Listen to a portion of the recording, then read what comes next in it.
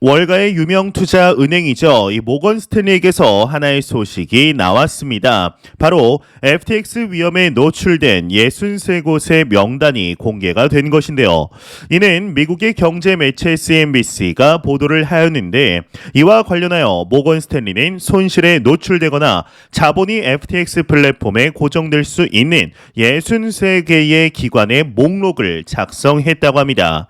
이에 모건 스탠리의 경우는 현재 FTX 붕괴로 인한 전염 위험은 여전히 남아 있다라며, 암호화폐 거래소는 기관과 개인 투자자가 자산을 매각하거나 보유 자산을 콜드 월렛으로 옮기면서 단기적으로 유출을 계속 보게 될 것이라고 덧붙이게 됩니다. 구독과 좋아요, 알림 설정 부탁드립니다.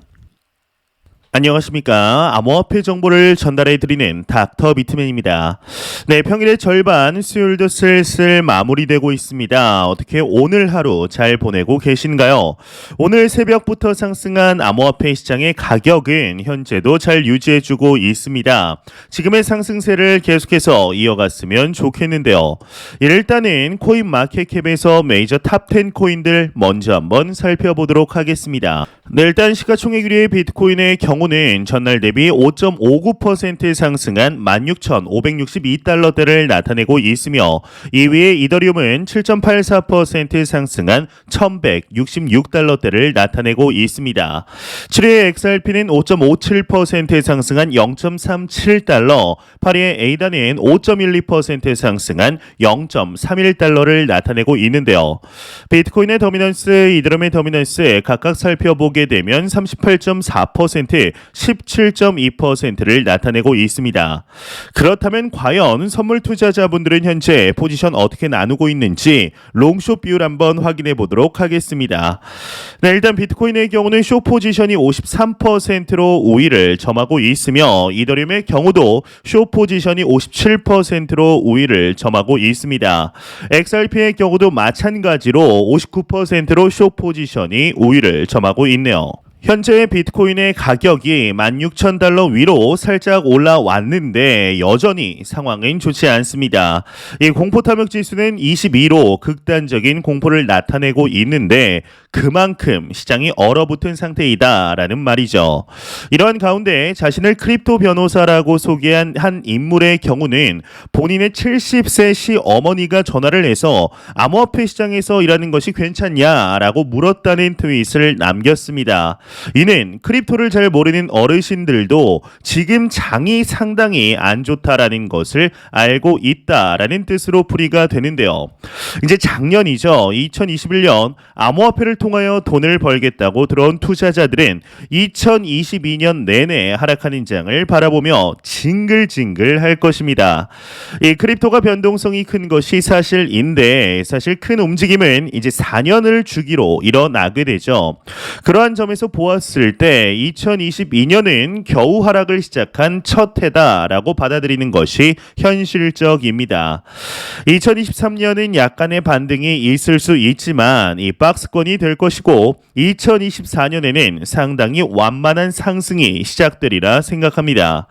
예, 이제 2021년에는 히로 인해서 2022년에는 거의 사기꾼 반열에 오른 돈나무 누나 이 캐시우드의 경우는 코인베이스와 GBTC 주식을 매집 중이며 비트코인을 이번 하락에서 매수하고 있다라고 밝혔습니다. 미래 가치에 투자를 하는 이 캐시우드는 2021년에 5년 뒤 상승 사이클에서 비트코인이 50만 불에 이를 것이라고 말한 바 있습니다. 그런데 오늘은 비트코인이 2030년까지 100만 불에 이를 것이라 언급을 하였죠. 이 비트코인을 믿고 투자하는 사람들이라면 다음 반감기인 2024년 이후 2025년에 비트코인이 10만 불을 넘어설 것이라는 것에 의심하지 않을 것입니다. 다만 그 기간까지 과연 기다릴 수 있는 사람들이 얼마나 있을까요? 이 코인 투자는 결국 인내심 싸움이라고 생각합니다. 이 하락을 눈으로 확인하면서 꾸준히 추가 매수하여 자신의 미래를 비트코인에 걸 수 있는 사람만이 수익을 실현할 수가 있겠죠.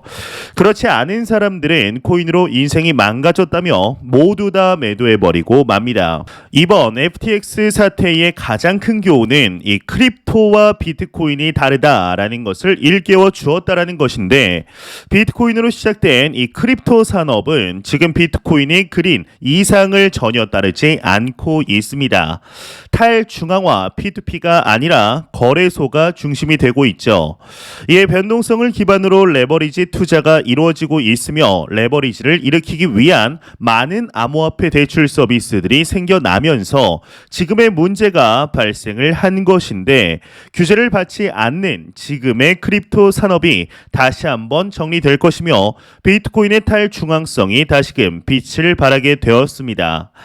이번 FTX 사태가 마치 끝난 듯한 모습을 보여주고 있지만 사실 아직 아무것도 해결된 것이 없으며 서서히 시장을 잠식시키려는 모습들이 여기저기서 보이고 있습니다. 이에 월가의 유명 투자 은행이죠, 모건 스탠리에게서 하나의 소식이 나왔습니다. 바로 FTX 위험에 노출된 63곳의 명단이 공개가 된 것인데요. 이는 미국의 경제 매체 CNBC가 보도를 하였는데, 이와 관련하여 모건 스탠리는 손실에 노출되거나 자본이 FTX 플랫폼에 고정될 수 있는 63개의 기관 목록을 작성했다고 합니다. 이 보도에 따르면 모건 스탠리는 이 목록을 공시나 언론 보도 및 자체 연구를 통해 정보를 입수했다고 발표. 이 목록에는 대출 기관, 거래자, 거래소 및 투자자를 포함하고 있다고 합니다. 예, 대표적인 곳들을 제가 좀 따로 정리를 해 보았는데, 이 벤처 캐피탈 회사인 세퀴아 캐피탈의 경우는 2억 1,350만 달러가 위험에 노출되어 63곳 중에 가장 금액이 컸다고 합니다. 세퀴아 캐피탈의 경우는 FTX에 대한 투자를 제로로 줄일 것으로 말을 했는데요. 싱가포르 국부펀드 테마섹의 경우는 FTX와 FTX의 미국 자회사에 2억 달러 이상을 투자했다 밝히게 되었습니다. 이 펀드는 성명서에서 투자 논지가 주요 디지털 자산 거래소에 투자하는 것이었다고 밝혔는데요. 이를 생각해보면 과거의 FTX 모습에 참 적합하였습니다. FTX가 이렇게 될 줄은 아무도 상상하지 못했기 때문이죠. 이제 암호화폐 거물인 마이크 노보그라츠의 헤지펀드 갤럭시 디지털과 같은 일부 상장 기업도 포함이 되었는데, 보이저 디지털, 코인베이스, 소프트뱅크를 포함한 이들 4개사는 총 1억 9,480만 달러가 묶인 것으로 파악이 되었습니다. 모건 스탠리는 또한 암호화폐 대출 업체 레든과 블록파이, 홍콩 소재 디지털 자산 플랫폼 엠버그룹과 자산 관리 회사 스카이브리지 캐피탈 및 세리니 캐피탈을 FTX 위험에 노출될 가능성이 있는 회사 중 하나로 적시하였지만, 이제 얼마나 돈이 묶여 있는지는 아직까진 알려지지 않았습니다. 모건 스탠리의 경우는 현재 FTX 붕괴로 인한 전염 위험은 여전히 남아 있다라며, 암호화폐 거래소는 기관과 개인 투자자가 자산을 매각하거나 보유 자산을 콜드 월렛으로 옮기면서 단기적으로 유출을 계속해서 보게 될 것이라고 덧붙이게 됩니다. 현재 거래소의 신뢰도 문제가 제기되면서 자금들이 콜드 월렛으로 계속해서 빠져나가는 것을 확인할 수가 있는데요. 이제 아직까지도 콜드 월렛을 구매하지 않으신 분들이 있으시다면 영상 설명란과 고정 댓글창에 있는 링크 남겨두었습니다. 꼭 하나씩이라도 사두셔서 거래소에 법안이 생긴다거나 할 때까지만이라도 자금을 빼두시길 바랍니다. 이제 이미 빼두신 분들이라면 아시겠지만 참 마음이 편하다 라는 것을 느끼실 겁니다. 참, 이번 사태로 인해서 전 세계 금융업계는 다시 한번 암호화폐 시장에 집중하고 있습니다. 월가의 또 다른 유명 투자은행이죠, JP 모건에게서 하나의 소식이 나왔는데, 바로 FTX의 파산은 오히려 암호화폐 생태계에 긍정적이라는 것이죠. 이에 대해서 여러분들은 이제 어떻게 좀 생각을 하시나요? 이제 제가 전 영상에서도 이에 대해서는 말씀을 드렸었는데, 저는 100% 공감하고 있습니다. 이번 FTX 파산 사태는 규제 프레임워크라는 측면에서 이보 전진을 위한 일보 후퇴로 보고 있으며 이번 크립토 윈터는 중장기적인 측면 무조건적으로 생태계에 긍정적인 영향을 미칠 것이라 생각합니다. 이제 생각을 해보았을 때 현재의 암호화폐 시장은 SEC의 위원장이죠. 게리 겐슬러가 말한 서부시대의 무법천지라는 말이 참 분하지만 맞는 말입니다. 아직 아무것도 명확하게 정해진 공통의 규제 프레임워크가 없는 상태이죠. 암호화폐 시장의 대규모 채택은 가격적인 측면에서 바라볼 때 상당히 중요한 요인인데 이를 이루기 위해서는 명확한 규제 프레임워크는 필수 불가결한 요인입니다.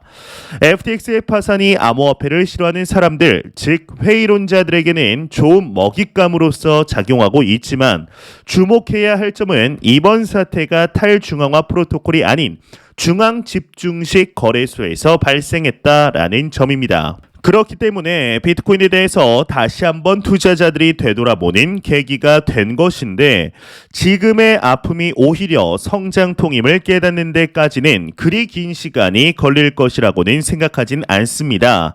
실제로 현재 온체인 데이터가 하나 공개가 되었는데요. 이제 지금 보시는 자료는 비트코인의 장단기 UTXO를 나타내고 있습니다. 이제 쉽게 말해서 주소에 입금되고 송금되지 않은 물량을 나타내는데 장단기 UTXO가 데드크로스가 발생함으로써 이것이 뜻하는 바는 2년에서 3년간 이동하지 않은 비트코인 물량, 즉 장기 홀더들의 물량이 1개월에서 3개월간 이동하지 않은 물량, 단기 비트코인 물량을 상회한다는 것을 의미합니다. 이제 쉽게 말해서 비트코인의 가격이 바닥에 가까워졌다라는 것을 암시하는 신호다라고 볼 수 있는데요.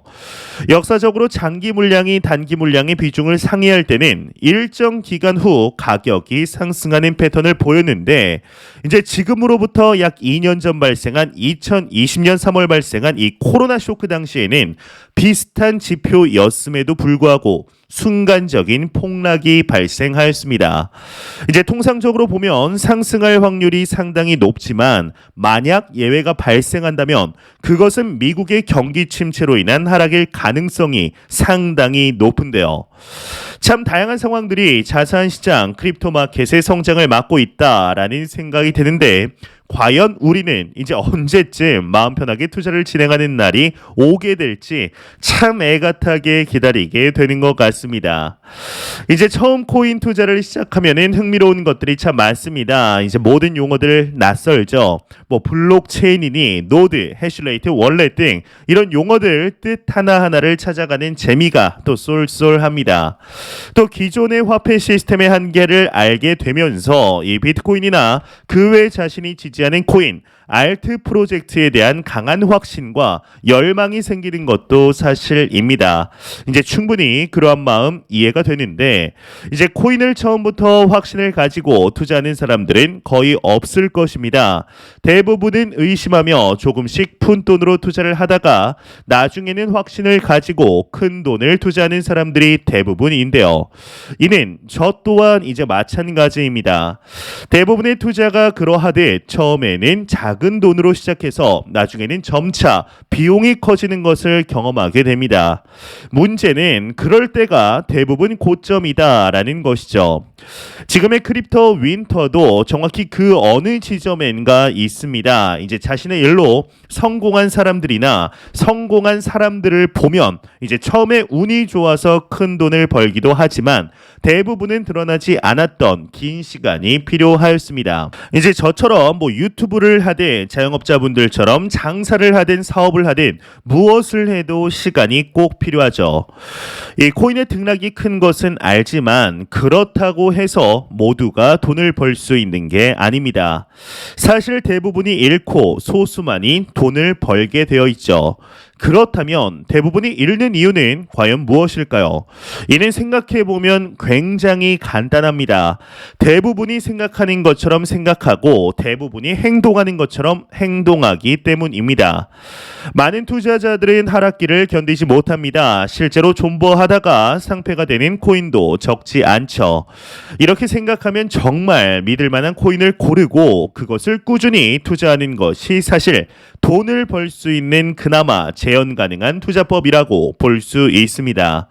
그것이 제가 비트코인이라고 생각을 하며 실제로 비트코인 이외에 이만한 신뢰를 보여준 코인은 없습니다. 그나마 이더리움이 알트로서 가치를 증명했을 뿐 그 외에는 정말로 성공을 하기가 쉽지 않은데요. 지금 모두가 말하는 것처럼 더 하락하고 더 빠진다는 전망에 벌벌 떨면서 손절하는 것이 바로 코인 투자로 망하는 길입니다.